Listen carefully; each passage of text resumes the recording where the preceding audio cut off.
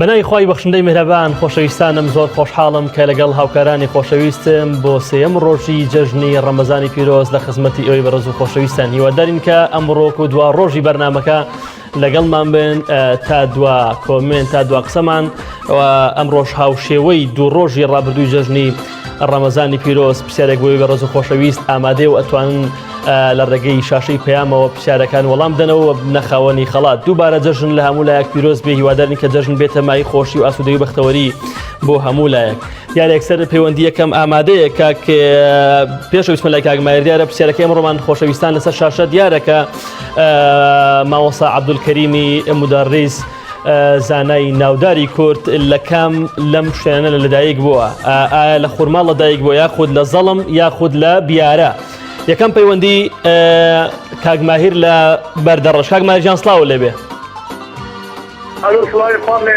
سڵاوی خوا لە تۆش کاک ماهیرگیان باشی برای بەڕێزم زۆر سپاس جەژنی پیرۆزی کاک ماهیر هەمیشە لە جەژن نابی بەڕێز دەشتی تۆش دەشتی کادر کارمانە تەلەڤیزیۆنی پەیام پیرۆزی خۆدارە سەرکەوتوو بن ئینشەڵڵا زۆر سپاس کاک ماهیر سێم ڕۆژی جەژن چۆن بەڕێ کرد بەڵێ برا بەڕێزەکەم دەزانم پرسیارەکەم بۆ دووبارەکەوە گیان ئەلەم پرسیارەکەم بۆ دووبارەکەوە مامۆستا عەبدولکەریمی مودەڕیس لە چ جێیەک لەدایک بووە ئایا لە خورماڵ یاخود لە زەڵم یاخود لە بیارە بەس دووبارەکەوت خوا مامۆستا عەبدولکەریمی مودەڕیس زانای ناوداری کورد لەکوێ لەدایک بووە کاک ماهیر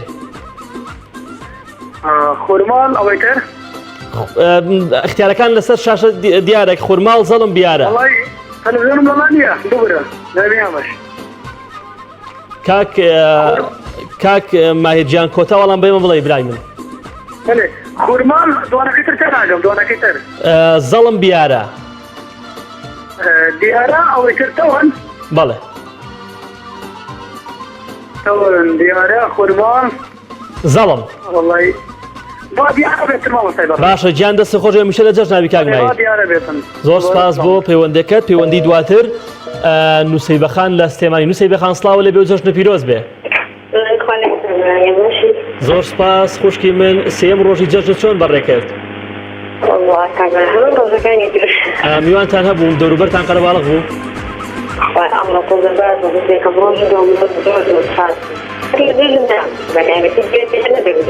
هیواداری پەیوەندی کۆمەڵاتەکان هەر لە جەژنانە بێت دوای جەژنیش بەردەوام بنەوە سیرەی ڕەحم بەردەوام جێبەجێ بکرێت نووسەیبەخان سەبارەت بە پرسیارەکەی ئێمە مامۆستا عەبدولکەریمی مودەڕیس لەکوێ لەدایک بووە سێ اختیار لەسەر شاشەی هەر یەکە لە خورماڵ زەڵم بیارە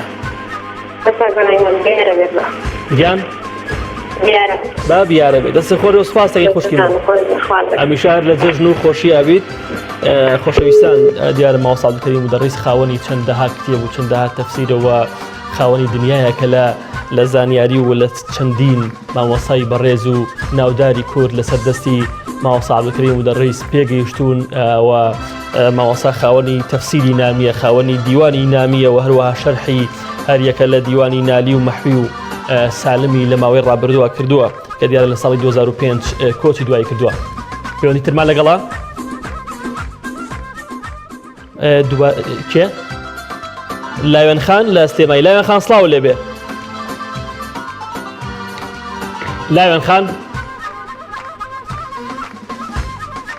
لایوان خان سڵاو لێبێ و جەژن پیرۆز بێ یارە لایوان خان پەیوەندەکەی لەگەڵمان نەماوە هیواداری کە بتوانێت پەیوەندیمان لەگەڵ ئاساس بکاتەوە قسەی خۆی بکە پەیوەندی دواتر بەداوای لەبوونەوە لایوان خان دیارە لەگەڵمان نەماوە خۆشەویستان هیوادارم کە بتوانێت جارێکی پەیوەندیمان لەگەڵ ئاساس بکاتەوە هەرچەندە زۆر لە بەڕێزان بە مەسج بە من هاوتووە کە ئەیانەوێت پەیوەندیکەم بەڵام بۆ ناگیرێ داوای لێبوونەکەی لە بەزۆری پەیوەندەکان ئەوین خان لە خەرابەوە ئەوین خان سڵاو لێبێ سڵاو لێبێ خوشکی من ئەوین خان سڵاو لێبێ گیان سڵاو لێبێ سڵاو لێبێ و جەژن پیرۆز بێ لە خورماڵەوە لەگەڵمان وەڵامەکە خورماڵە باشە گیان دەستە خۆی سپاس دەکەی لۆڤین لە ئاکرێ سڵاو لێبێ سڵاو لێبێ لۆڤین خان جەژنی پیرۆزەوە هەمیشار لە جەژنابی سپاس لەمنۆن جژنەکەی پیرۆزبی زۆر زۆر سپاس خوشکی من لەگەڵ جەژنات لەگەڵ تایبەتمەندەکانی جەژنا پەیوەندی لەگەڵ جەژنا چۆنە؟ والله باش الحمد لله الحەمدوللا دەڤەری ئێوە جەژن گەرم و گوڕی پێوە دیار بوو؟ بله باش الحمد لله الحەمدوللا لۆڤین خان سەبارەت بە پرسیارەکەی ئێمە مامۆستا عەبدولکەریمی مودەڕیس لەکوێ لەدایک بووە؟ ئایا لە خورماڵ لەدایک بووە یاخود لە زەڵم یان لە بیارە؟ زرع بەڵێ لازم لە زەڵم بێ؟ جنباري كذا وەڵی ئەو ئیختیار نەبوو خۆی هاوکاریە لۆڤین خان کۆتا وەڵامم پێ بڵێ بيارة باشە گیان دەستە خۆش و سپاسەکەن هەمیشار لە جەژناوی سپاس زۆر سپاس سۆزان خانمە لەگەڵ سۆزان خان سڵاوە لەوێ سۆزان خان سڵاو لێبێ و جەژن پیرۆز بێت الله خی گەورە لە بەڕێزستان بێ زۆر سپاس سۆزان خان جەژن پیرۆز بێت لە تۆ و لە خانەوادە بەڕێزەکەت و لە تەواوی مسلمانان سپاس دەستن لە بەڕێزستان پیرۆز بێ لە تەواوی کارمەندانی کەناڵی ئاسمانی پێیان زۆر سپاس سۆزان خان تۆ بینێت لەگەڵ جەژنات چۆنە چ تایبەتمەندێکی جەژنت بەلاوە زۆر جوانە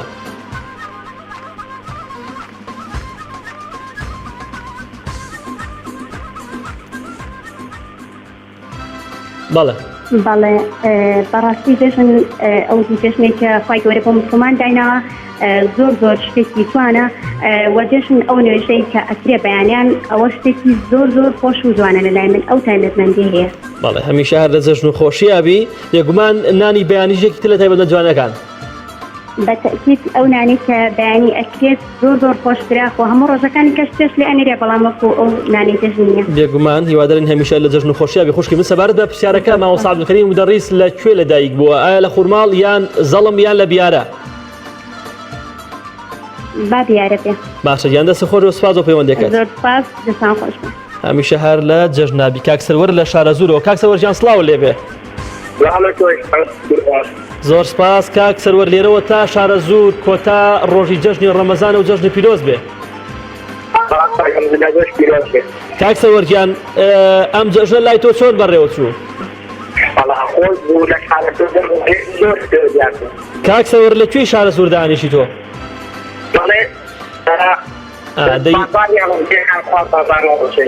هەمیشە هەر لە جەژن لای ئێوە گەرم و گوڕی پێوە دیار بوو کاک سەروەر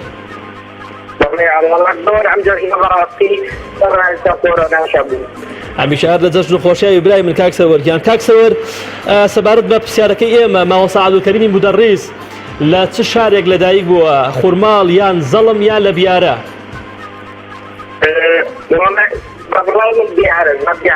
با بیارە بێ دەست خۆش کاک سەروەر گیان سپاس بۆ پەیوەندی کاک سەروەر کە لە شارەزورە لەگەڵمان بوو چاوان خان لە سلێمانی چاوان خان سڵاوە لێبێ سڵاو لە تۆش زۆر سپاس چاوان خان جەژنی پیرۆز و هەمیشار لە جەژن و خۆشیابیت لە تۆش پیرۆز بێ بەڕێزە چاوان خان جەژن لای تۆ چ واتایە گەێنێ پێناسەی جەژن لای تۆ چییە؟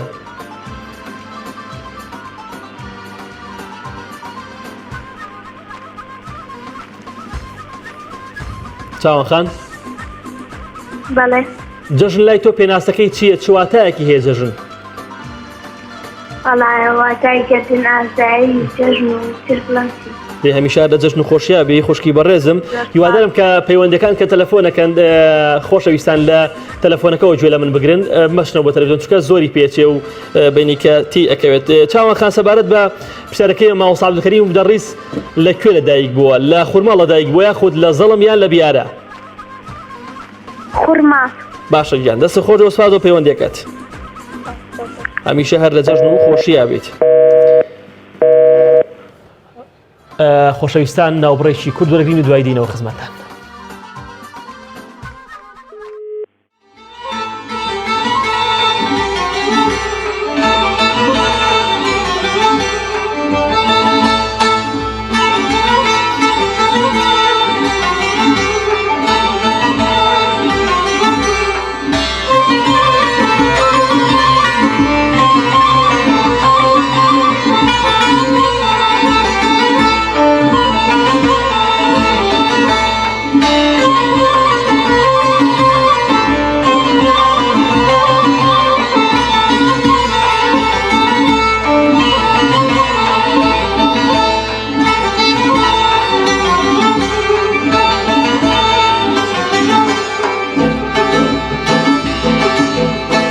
شوهرتني هو باوانو أي كان توبي خيالومي جمالي ابني هو باوانو أي كان هنا سيكالومي نيم شوما هو باوانو أي كان شمال جيكو أمد الوشي هو باوانو أي كان بليكو من دو أمد الوشي هو باوانو أي كان بليكو من دو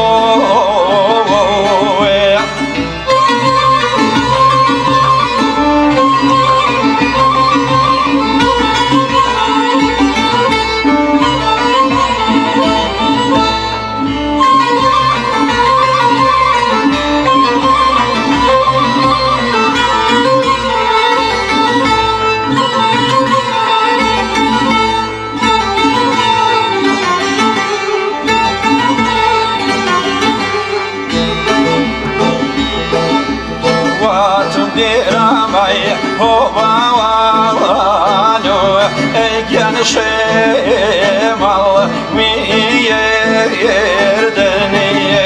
قولي ونبن هو باوانو ايجان خيزا يبردني فرساجيتشي هو باوانو ايجان شو بيداري تاو قشو تابرو هو باوانو اي قلنا لوزاري تاو قشو تابرو هو باوانو اي قلنا لوزاري تاو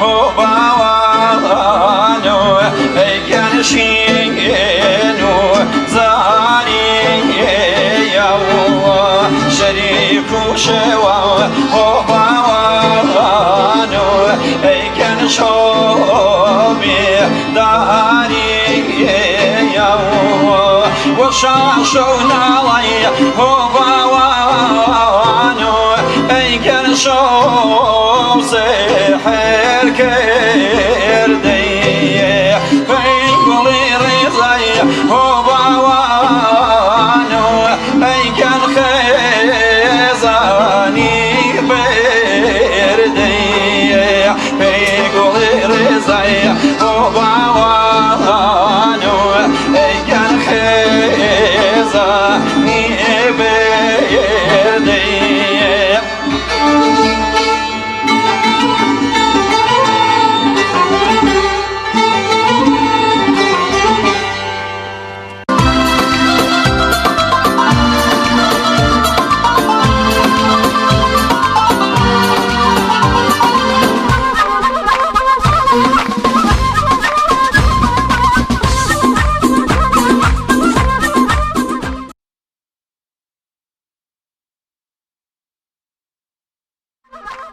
جارێکتر سلاوی خی گەورەتان لێبێ خۆشەویستانم شیرین خان لە سلێمانی وەرگرت چۆڤین خان لە سلێمانی چۆڤین خان سلااو لێبێ زۆر سپاس چۆڤین خان جەژنی پیرۆزی میشار لە جەژن و خۆشیابی لەگەڵ ئێوە ئینشاءالله جەژنێش پیرۆز زۆر چۆڤین خان خۆمان لە سلێمانین بەس لای ئێوە لەو گەڕەکەیەوە جەژن چۆن بەڕێوە چوو واللهی جەژنێکی زۆر سارد و سڕ بوو هیچ یعنی میوانداری و سەدانیەک باشکردنەوە شتێکی وان نەبوو. بەڵێ چۆڤین خان بەهۆی ئەم بارودۆخ و ئەم ڕێنمایانەوە بوو یاخود پێشتریشە لایەوە بوو؟ وڵی پێشتری شەروا بوو بەس ئێستا ئەوەنەی کە عنی جایز کردووە. بەڵێ دە هیوادارین پەیوەندەکانتون و تۆڵ بنەوە ئێمە دوو جەژنمان هەیە پێویستە بە تەواوی بەباشی زیندویان کەینەوە وایە چۆڤین خان؟ ئینشاءڵڵا ئەرەوەڵا ڕاستە. ئینشاءڵڵا زۆر باشە چۆڤین خان پرسیارەکەی ئەمە بۆ تۆی خۆشەویست مامۆستا عەبدولکەریم مدەڕیس لەکوێ لەدایک بووە سێ اختیار لەسەر شاشەیە دیارە تەکیی خورماڵ یان زەڵم خورماڵ یان بیارە؟ وڵی هیچ زانیاریم نییە بەس با بیارە بێ. تەکیی خورماڵ زەڵم خورماڵ بیارە؟ وڵی زانیاریم نییە گەر هاوکاریمان بکەی. وڵی سێ اختیارەکە هاوکاریە خوشکی من. ڕاستەکەی وڵی منیش وەکو هاوڕێیان با دیارە بێ. باشە گیان دەستە خۆش و سپاس دەکەین. سپاس بۆ پەیوەندەکەت خوا لەگەڵ بێ. پەیوەندی دواتر السلام عليكم. کاک سعد لە کەر و کاک سعد گیان سڵاو لێبێ. سپاس دەکەین کاک سعد هەر لێرەوە تا کەرکووک جەژنی ڕەمەزانە پیرۆزی و هیواداری هەموو کاتێک هەر جەژن بێ. سپاس دەکەین کاک سعد جەژن لە کەرکووک چۆن بەڕێوە چوو؟ جەژن لای ئێوە گەرم و گوڕ بوو؟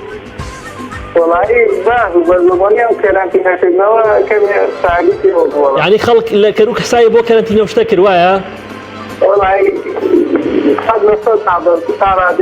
ئەی تۆ بۆ خۆت سەردان و شتە کرد کاک سعد؟ زۆر بەکەمی. دێ هەمیشە چ تایبەتمەندێکی جەژن بەلای تۆ جوانە کاک سعد؟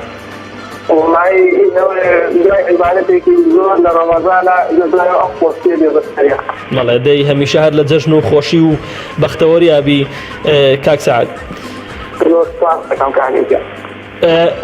کاک سعد پرسیارەکەی ئەمە بۆ تۆی خۆشەویست مامۆستا عەبدولکەریم مدەڕیس لەکوێ لەدایک بووە؟ ئایا لە خورماڵ یاخود لە زەڵم یان لە بیارە؟ خورماڵ زەڵم بیارە؟ باشە گیان دەستە خۆش و سپاس بۆ پەیوەندەکەت. هەمیشە هەر لە جەژنابی. پەیوەندی دواتر لۆناخان لە سلێمانی. لۆناخان سڵاو لێبێ.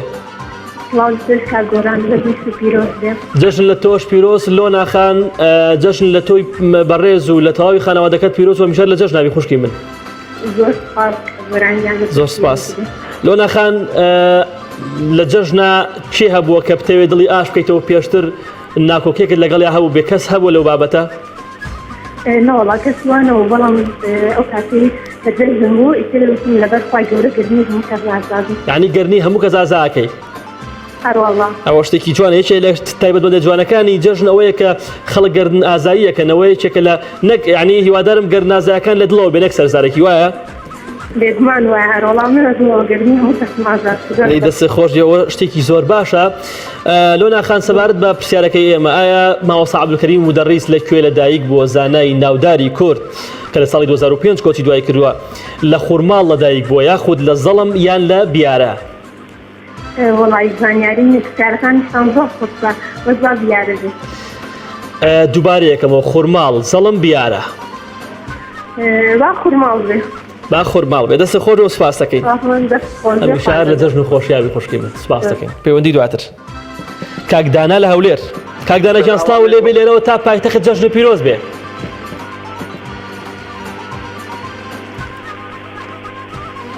ئەلو کاک دانا گیان سڵاو لێبێ.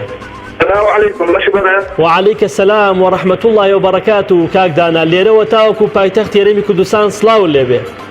سڵاو لە ئێوە سڵاو لە کەناڵەکەتان جەژنی ڕەمەزانیشتان پیرۆزی هەمیشە لە جەژن خۆشیاوی ئینشاءڵڵا. زۆر سپاس. کاک دانا گیان جەژن لە تۆ لە خانەوادە بەڕێزەکەت پیرۆز هەمیشە لە جەژنابی. جەژن چۆن بەڕێوە چوو لە هەولێر؟ جەژنەکە باش بە زۆر جاران نەما بوو تەمام چێژی جاران نەبوو بەهۆی ئەم بارودۆخەوە. بەخوا کۆڕۆنانی جەژنەکەی بەجوانی. ئەی ماڵی خۆت میوانی هەبوو ئەم جەژنە؟ بەڵێ میوانتان زۆر بوو ئەم جەژنە؟ وڵی میوانمان واتۆ بە زۆر جاران یعنی کەمی کردووە. بەڵێ یعنی خەڵک پابەندی ڕێنمایەکان بۆ کاک دانا وایە؟ بەڵێ خەڵکی ڕادێکی بەشێ پابەندی ڕێنمایەکانی تەندروستی بووە ئەو دەستخۆشی لەو خەڵکە دەکەم کەوە پابەند بوون. بەڵێ دەستخۆش. کاک داناگیان سەبارەت بە پرسیارەکەی ئێمە مامۆستا عەبدولکەریم مدەڕیس لەکوێ لەدایک بووە؟ لە خورماڵ لەدایک بووە یاخود لە زەڵم یان لە بیارە؟ خورماڵ بێ. باشە گیان دەستە خۆش و سپاس دەکەین. هەمیشە هەر لە جەژنابی کاک دانای بەڕێز. کاک ڕەنچ لە سلێمانی. کاک ڕەنچ سڵاو لێبێ. زۆر سپاس کاگڕان جەژنە پیرۆز بێ و کۆتا ڕۆژی جەژنی ڕەمەزانە چ پەیامێک تێ و چ جەژنە پیرۆزە بۆ چێنێری زەبی هیوان خۆشبەختیتانە و خۆشت مسلمان و ئەوانەی کە بە ڕۆژی ینی پێ دوایە جەژنی ڕەمەزان بۆ تەنها و کەسانێک کە بە ڕۆژون باڵێ بەڵێ کاگڕان چ تایبەتمەندێکی جەژنە بەلاوە جوانە وەڵاهی هەر هەموو جواناوانی کە گەڕانەکەن گەڕانی خزم و کەسکارەکان هەروە خواخوازی جوانەکەن هەمیشە هەر لە جەژنابی برای بەڕێزم کاکڕان سەبارەت بە پرسیارەکەی ئێمە مامۆستا عەبدولکەریم مودەڕیس لەکوێ لەدایک بووە لە خوورماڵ لەدایک بووە یاخود لە زەڵم یان لە بیارە دیارە بێت با بیارە بێت دەست خۆش کاگڕان گیان سپاس دەکەین کاک محەممەد لە خەلیفان کاک محەممەد جان سڵاو لەوێ جەژنە پیرۆز بێ سڵاو لێ وەربجێژنی وەش پیرۆز بێت زۆر سپاس. کەناڵەکە سا پیرۆز سپاس کاک محەممەد جان جەژن لە خەلیفان چۆن بەڕێوە چوو چۆن پێشوازیتان لە جەژنی ڕەمەزانی پیرۆز کرد وەڵا لە خۆی بزیاد الحەمدولله باش بووڵە الحەمدولله خەیرانشتانە باش بووە کاک محەممەد با پرسیارە بکەم لە سلێمانی دیارە لە ڕۆژی جەژن و ناخواردنی بەیانیان قەیسی زۆر بەناوبانگن کە خەڵکێکی زۆری شاری سلێمانی بێکە لە خواردنەکانی ڕۆژی جەژنی ئەمەیە لای ئێوە زیاتر خواردنی چی لێ ئەندێ لە ڕۆژی جەژنە وەڵای مەش بۆ ماشەوە هەر خەیسی و پاسۆ لەو شتانەوە بە هەماش یاخوا عافێتان بێ سەلامەت جاڕەبی کاک محەممەد جان پرسیارەکەی ئێمە بۆ تۆی بەڕێز مامۆستا عەبدولکەریمی مودەڕیس لەکوێ لەدایک بوو ئایا لە خوورماڵ یاخود لە زەڵم یان لە بیارە ئەخوا زۆر تاکردژین بەس با بیارەوی با بیارە بێ دەست خۆش کاک محەممەد سپاس دەکەین من بەساڵ ئەمیشار لە جەژن و خۆشیاوی برای من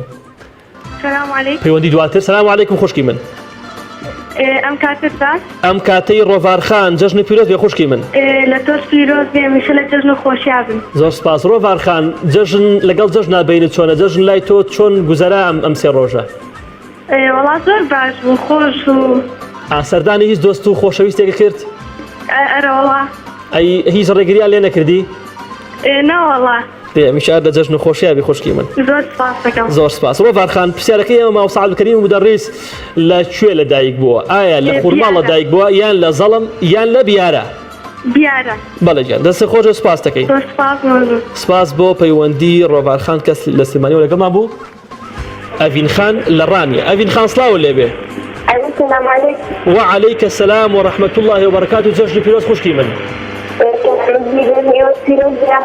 زۆر سپاس ئەڤین خان جەژن لە ڕانیە ئەم سێ ڕۆژی جەژن چۆن پێشوازیتان لێ کرد چۆن بەڕێوە چوو والله الحمد لله ئەو تایبەتمەندانەی کە لە جەژنە ئەڤین خان پێی جوانە چ تایبەتمەندیەکن چی جەژن بەلاوە زۆر جوانە والله بسببتي خادم حاجة بدون أشخاص لا صدر حبايبي في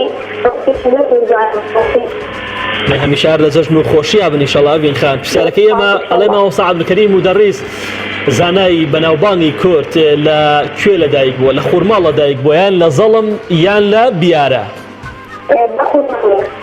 کوێ بێ خوورماڵ دەست خۆر و سپاس دەکەین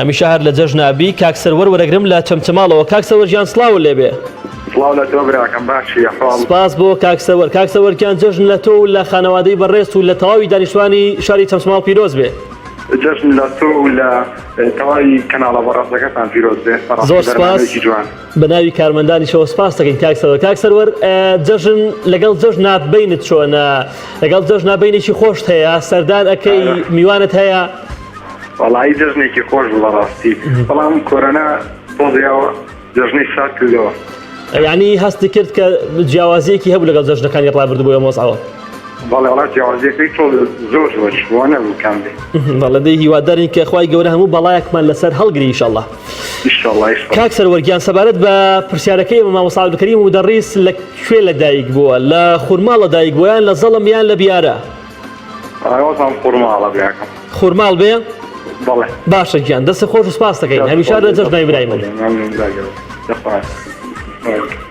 ماری لە دوهۆک ماری خان سڵاو لێبێ زۆر سپاس ماری خان جەژنی پیرۆز بێ و هەمیشار لە جەژنابی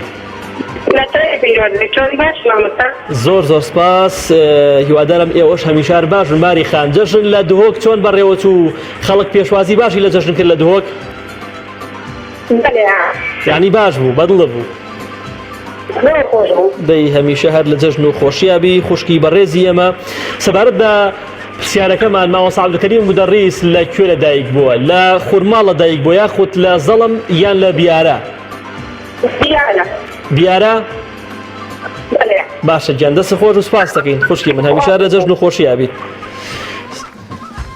ڕوخسارخان لە سلێمانی ڕوخسارخان سڵاو لەبێ سڵاوێتی بەڕێز بن کاتە بەر ئەم کاتەی جەنابێت جەژنە پیرۆز و هەمیشە لە جەژنابی سپاس دەکەم ئیجرنی هێرش پیرۆز بوو زۆر زۆر سپاس ڕوخسارخان جەژن لای تۆ چواتایە گەێنێ ئێمە پێویستە لە جەژنا چی بکەین پێویستە وەڵا گردن ئەزایی لێ بکەین چیتر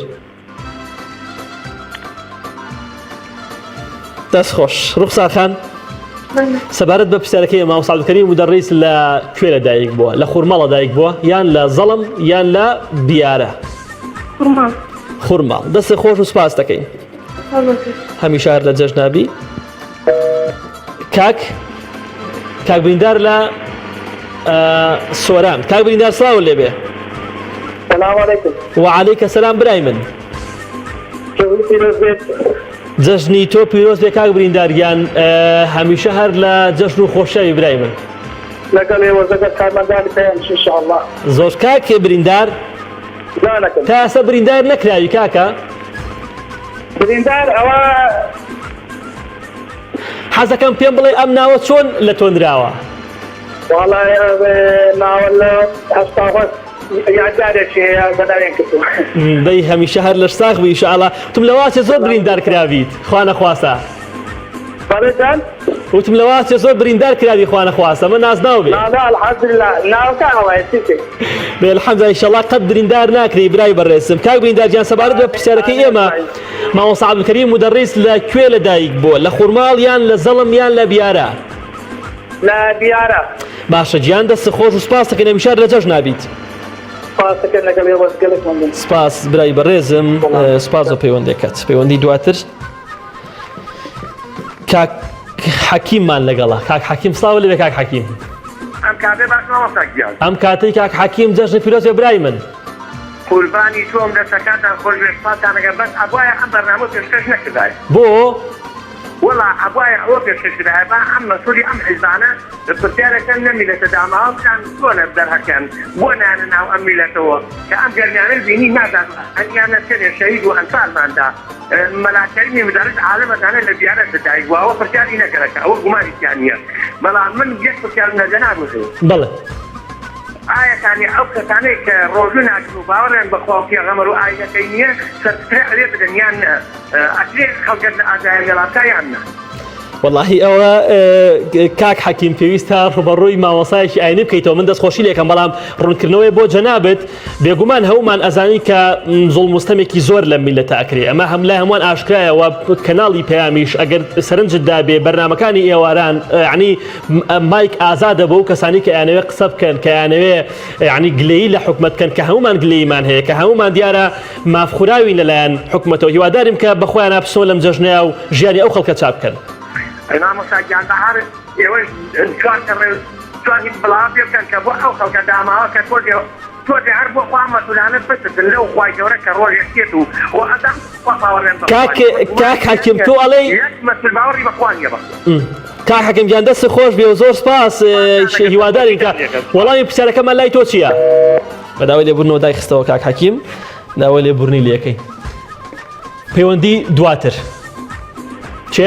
سلام علیکم کاک حەسەن گیان سڵاو لێبێ لە هەولێرەوە سلام علیکم وعەلەیکە سەلام برای من دەستخۆشیە بەنامەزمان لێ دەکەم دەستخۆشی بۆ تۆی خۆشەویست کاک حەسەن گیان هەمیشار لە جەژن و خۆشیاوی برای من بەڕاستی مامۆستا لە بینیەوە خەملە بەنامەش دەخۆم کاکە حەسەن سەبارەت بە جەژن لەگەڵ جەژنا بینت چۆن بەڕێت کرد چۆن پێشوازی لێ کرد لاولێر کەس بوو کە لاولێر کەس بوو ئەولا کەس بوو لەبەرەوە لاوەریایی هەمیشە هەر لە جەژن نابن ئینشاءالله کاک حەسەن گیان سەبارەت لە پرسیارەکەی ئێمە مامۆستا عەبدولکەریم مودەڕیس لەکوێ لەدایک بووە لە خورماڵ یاخود لە زەڵم یان لە بیارە مامۆستا لە گوڵی تەکیێستا بەناحیە خورما لەدایک بووە دەست خۆش و سپاس دەکەین کاک حەسەن گیان دەستام هەمیشە لە جەژن و خۆشیاوی پەیوەندی دواتر کاک شەعبان لە ئاکرێ کاک شەعبان سڵاو لێبێ سلامتون هم کارمندان تۆنی باشی مۆستا زۆر سپاس کاک شعبانگیان جەژنی پیرۆز و میشار لە جەژن و خۆشییا بیت دەبینە تۆ هم کارمندانش دیوار کارکەوتنتان نەدەخواتن سپاس دەکەین کاک شعبان لە ئاکرێ جەژن سێم ڕۆژ چۆن بەڕێوە چوو وەڵا الحەمدوللا جەژنێکی زۆر خۆش بوو جەژنێکی خۆش بوو یعنی میوان و شتان زۆر بوو گەرم و گوڕ بوو بەێ وەڵا الحەمدوللا میوان زۆر بوو لەخوای بەزێ دەی الحەمدوللا هیواداری نامیشار لە جەژن و خۆشیابی کاک شعبانگیان کاک شعبان سەبارەت بە پرسیارەکەی ئێمە ماوە سعدولکەریم مدەڕیس لەکوێ لەدایک بووە لە خوڕماڵ یا لە زەڵم یا لە بیارە بەێ لە گیارە لە بیارە دەست خۆش سپاس دەکەین هەمیشار لە جەژنابی پەیوەندی دواتر کاک زانیار لە هەولێر کاک زانیار گیان سڵاو لێبێ کاکە زانیار سڵاو لێ برای من کاک جبێگە بتوانین ئەم میتفۆنە بۆ هینکەی لە خزمەتتان برای من لە هەولێر و لەگەڵمانیت کاکە زانیار جەژنە پیرۆز بێ میشار لە جەژن نابیت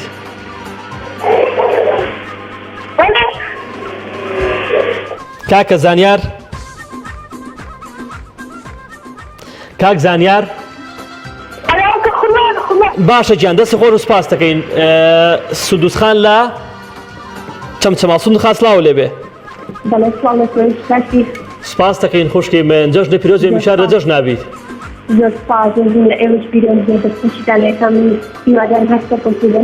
زۆر سپاس سودوسخان جەژن لە چەمچەماڵ چۆن بەڕێوە چوو چۆن پێشوایستان لە جەژن کرد والله الحمدلله جەژنێکی زۆر گەرم و گۆڕ بوو لە چەمچەماڵ هەمیشە هەر لە جەژن و خۆشییا بن ئینشاءڵڵا چ تایبەتمەندێکی جەژن لای سندوسخان تایبەتمەندێکی جوانە والله سەردانیکردنی یەکتری و گردن ئازاری ئەوە زۆر یعنی تایبەتمەندێکی زۆر ناوە بەلای منەوە دەی هەمیشە هەر لە جەژن و خۆشییا ئینشاءڵڵا بێگومانێکی لە تایبەتە جوانەکان ئەو گەردنازاییە کە هیوادارین هەمووان دڵیان لە ڕاستێک ئاش بێتەوە دوای جەژنیش یعنی سیلەی ڕەحم و تێکەڵاوی کۆمەڵاتی بەردەوام بێ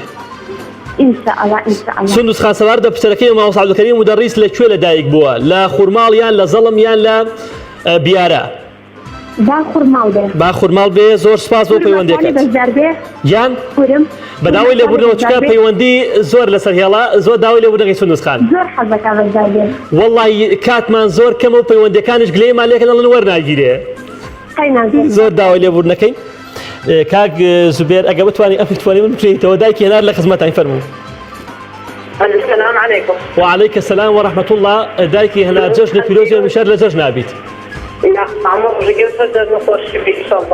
زۆر سپاس دایکی هەنار جەژن لای تۆ چۆن بەڕێوە چوو چیت بۆ ماڵ و مناڵ لێنا لە بەیانی جەژنە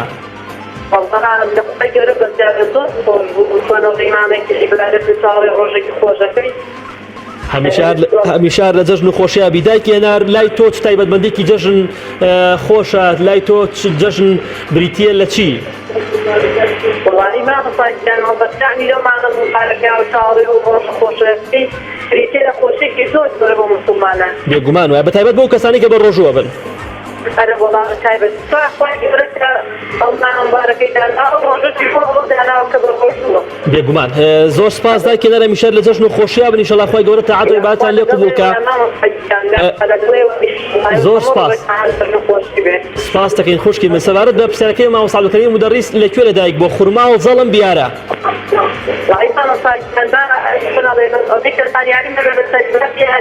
تا بیارە بێ دەست خۆش بێ خوشکی من سپاس دەکەین سەرچاوم سپاس بۆ بەڕێزت خوارد لەگەڵ چنارخان لە سلێمانی چنارخان سڵاو لەبێ و جەژن پیرۆز بێ خوا لە تۆی بەڕێز و پیرۆزایی جەژن لە تۆ لە سەردەم کارمەندانی کەناڵە جوانەکەتان زۆر سپاس چنارخان لەگەڵ جەژنا بینی چۆنە سێم ڕۆژی جەژن لای چنارخان چۆن بەڕێوە چوو وەڵی باش بوو میوان هاتوون بەڵام وەکو ساڵانی پێشوونە بوو هیوادارم کە هەموو ساڵێک زۆر باشتر یادی جەژنەکان بکەینەوە بەتایبەتی دوو جەژنی ڕەمەزان و قوربانکە دوو جەژنی ئاینین و پێویستە زۆر باشی زیندویان بکەینەوە زۆر باشە چنارخان سەبارەت بە پرسیارەکەی ئێمە ماوە سعدولکەریم مدەڕیس لەکوێ لەدایک بووە ئایا لە خوڕماڵ لەدایک بووە یان لە زەڵم یان لە بیارە باخوڕماڵ بێت سپاس بۆ پەیوەندێکت خوشکی من هەمیشار لە جەژن و بەختەوەریە بیت پەیوەندی دواتر ئەگەر ئامادە بێت دیارە کاک بەکر لە شانەدەرەوە. کاک بەکر گیان سڵاو لێبێ. سڵاو لە جەنابی دەست خۆش بێ، جەژنی پیرۆز لە کەناڵەکەتان و لە مامۆستای بەڕێز و لە هەمووتان پیرۆز بێ. سپاس دەکەین کاک بەکر گیان، جەژن لە تۆ لە خانەوادەی بەڕێز توکرە لە تەواوی شانەدەر پیرۆز بێ، میشار لە جەژن نابن. سپاس دەکەم لە حەزەکەم جەژنە پیرۆزە لە هەموو بنا مسلمانەکان و لە هەموو ئەوانەی کە پیرۆزەکە بەڕۆژوو بوون بۆ خۆی گەورە پیرۆز دەکەم و لە خانەوادەکەم و لە خێزانم و لە جەنابی هەمیشە هەر لە جەژن و خۆشیابی خوای گەورەی شەڵا بەرەکەت خاتە تەمەتانەوە. کاک بەکر لەگەڵ جەژنا بینت چۆنە؟ لەگەڵ جەژنا بینت چۆنە؟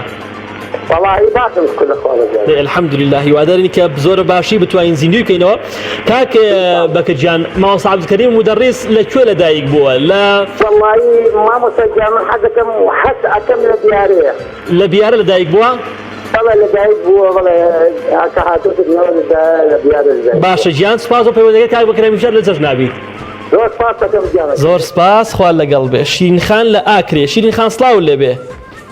خۆی گەورە لە تۆ لە هەموو کارمەندان دووبارە سێبارە جەژن لە تۆ لە هەموو برانی بەشەکان یەکەم هەموو کارمەندان پیرۆز بێ.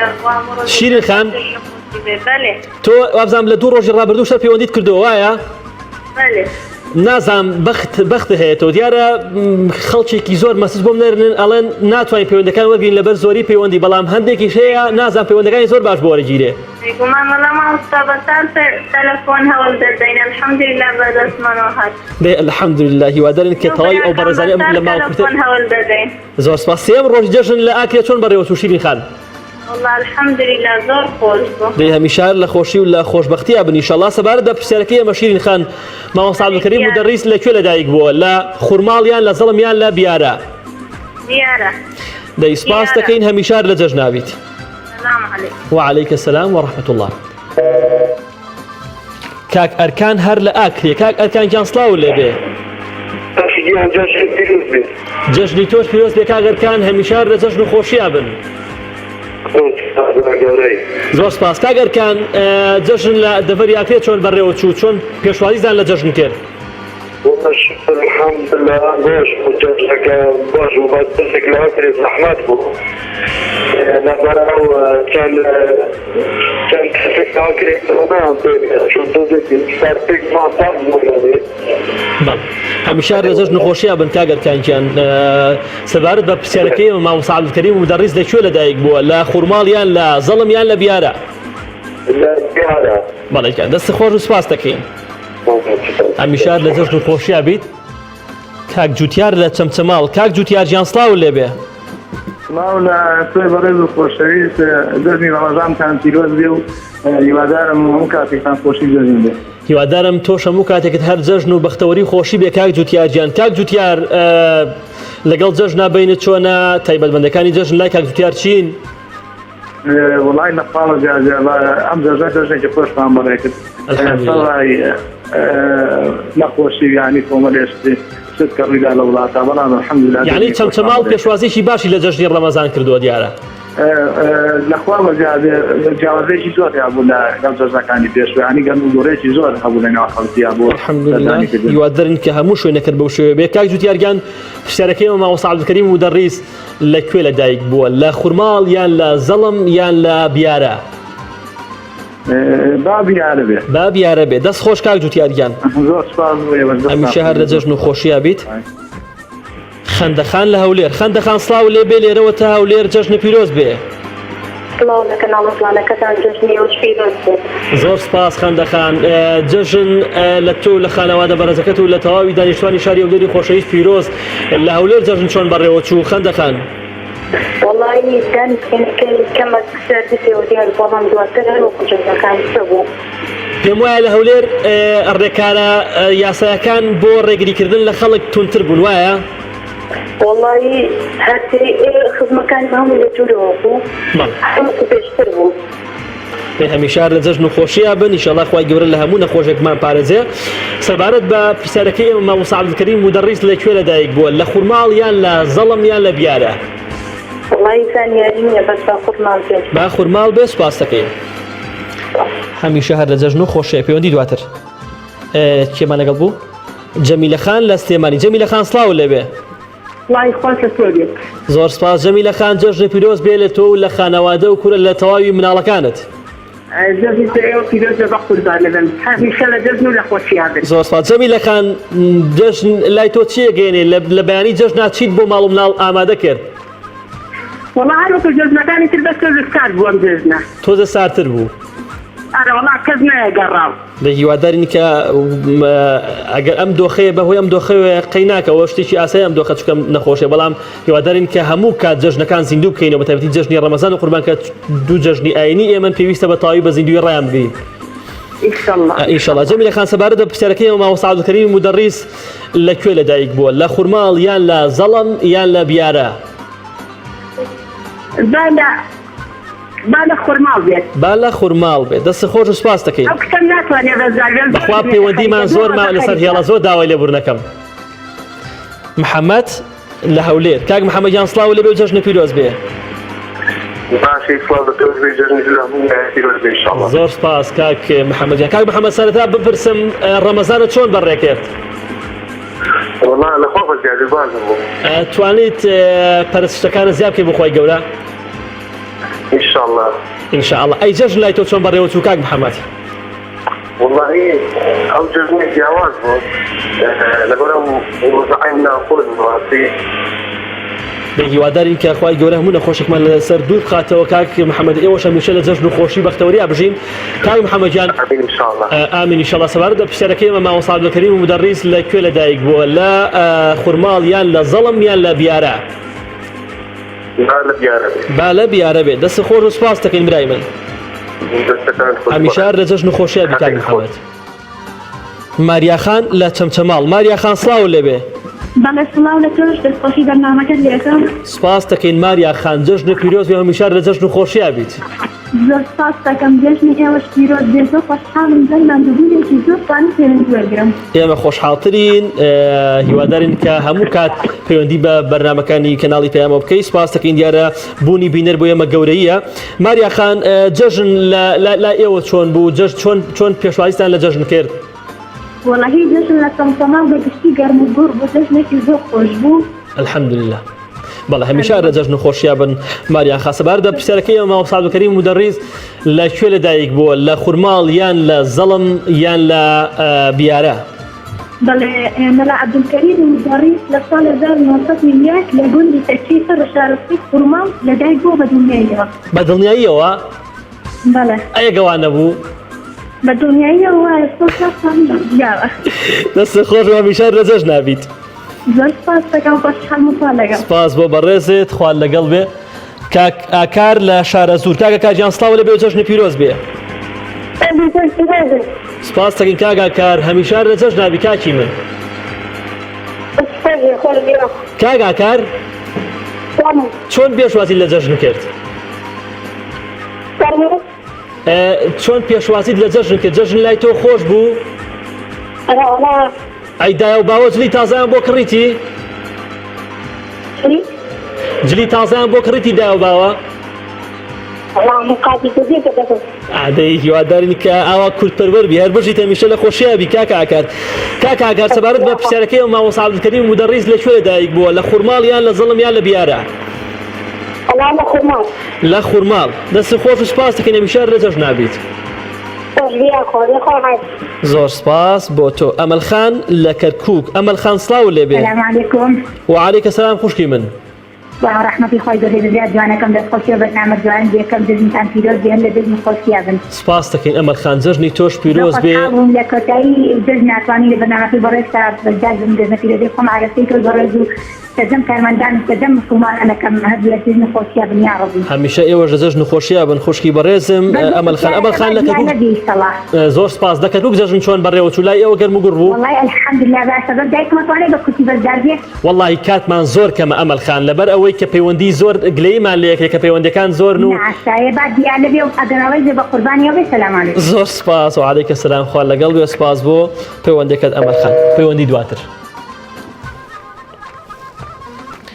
خۆشەویستانم وەکو ئاماژەمان پێدەما ماوە سەعەدولکەریم خاوەنی چەندین بەرهەمی گەورەیە کاک فواد لە ناحیەی شوان کاک فواد گیان سڵاو لەبێ و جەژنی پیرۆز بێ سپاس کاک فوات بینت لەگەڵ جەژنا چۆنە چۆن پێشوازیت لە جەژنی ڕەمەزانی پیرۆز کرد؟ والله الحمد لله جميع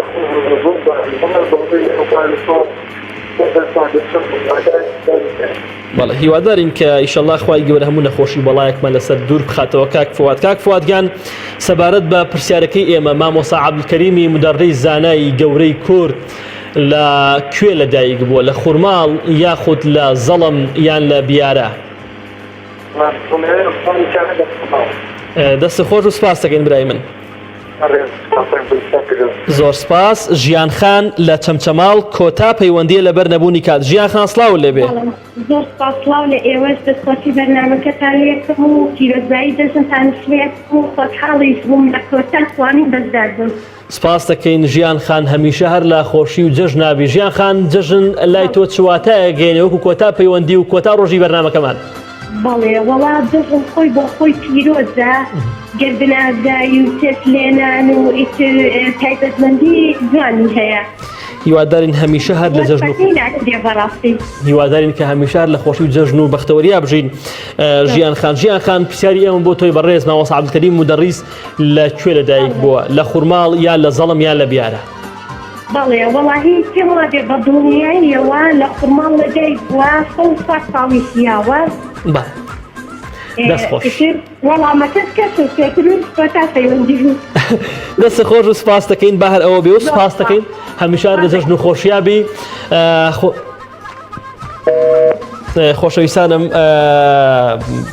دیارە پرسیارەکەی ئێمە ئەمڕۆ بۆ ئێوە ڕۆژ خۆشێک کۆتا ڕۆژی جەژنی ڕەمەزانی پیرۆز بوو. مامۆستا عەبدولکەریمی مدەڕیس زانای گەورەی کورد کە چەندین مامۆستای خۆشەویست لەسەر دەستی ئەم مامۆستایە بڕۆنامەی مەلایەتیان وەرگرتووە و چەندین بەرهەمی گەورەی هەبووە چەندین شتی ناوەز تەفسیری نامی هەبووە کە یەکێکە لە تەفسیرە زۆر باشەکان. دیارە مامۆستا عەبدولکەریم مدەڕیس لە تەکیەی سەر بە خوورماڵ لەدایک بووە.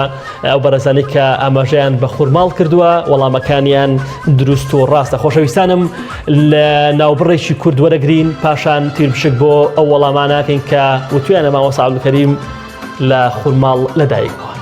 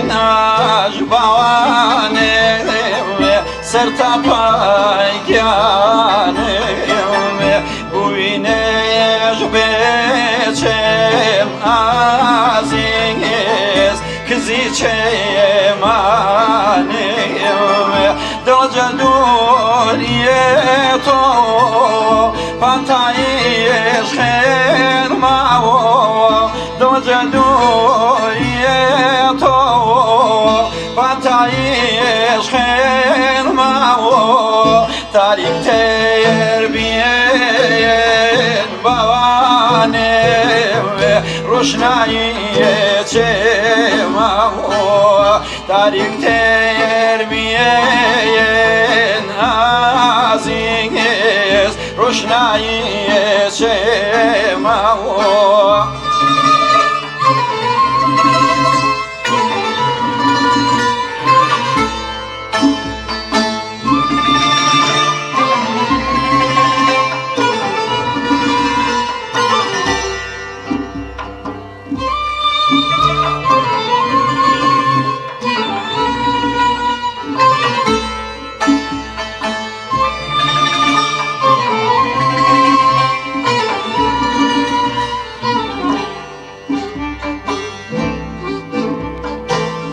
جدوري ديال البواني شنو نعلم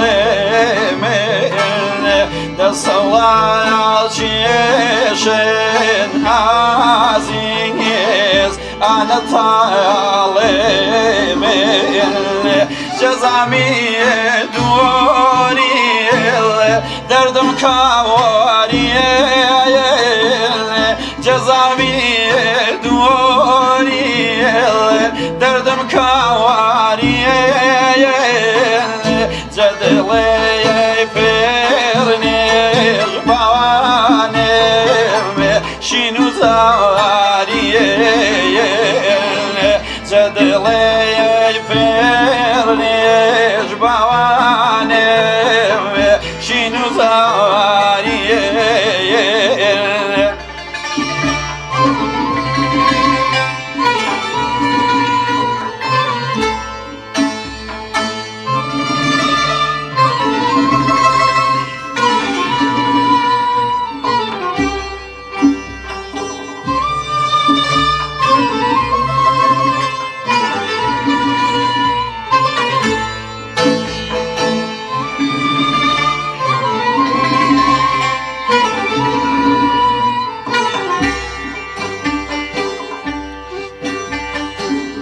صخوا يا رحمي بواني كروي حالي زايلي شيوين عزيز ويران كرد مالي جايبنا وورميل نينجيلايكيز جايبنا وورميل نينجيلايكيز بنام هير بيتون بواني فردي فرياد ريز بنام هير بيتون بواني فردي فرياد ريز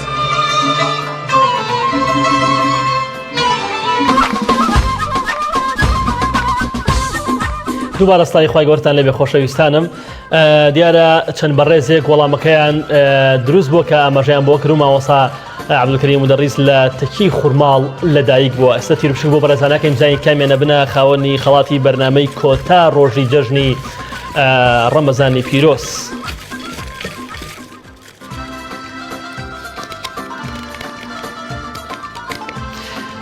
ژیانخان لە چەمچەماڵ ژیانخان لە چەمچەماڵ بۆ خاوەنی خەڵاتی کۆتا ڕۆژی بەرنامەی جەژنانە لە جەژنی ڕەمەزانی پیرۆز. دیارە هاوشێوەی دوێنێ کە دوێنێش کاک عەدنان کۆتا پەیوەندی بوو کە وەڵامەکەی کە خەڵاتەکەی بۆ دەچوو ئەم ژیانخانیش کۆتا پەیوەندی بوو کە ئەمڕۆ لەگەڵمان بوو وەڵامەکەی دروست بوو کە ئاماژەی بۆ کرد و مامۆستا عەبدولکەریم مودەڕیس لە خوڕماڵ لەدایک بووە. خۆشەویستانم زۆر خۆشحاڵم تام کاتە لەگەڵێوم ئەم سێ ڕۆژەی جەژن و سپاسی هاوکارانی خۆشەویستانم کەمە زۆر ماندوو بوون لەگەڵمان. هیوادارم تەواوی ژیانتان پڕ بێ لە خۆشی و بەختەوەری و جەژن و ئاسوودەی تاوەکو جەژنی قوربان بەخوای گەورتان سپێرم بەڵام کاتژمێر 11 لە هەواڵەوەچەکان دێنەوە خزمەت خواتان لەگەڵ.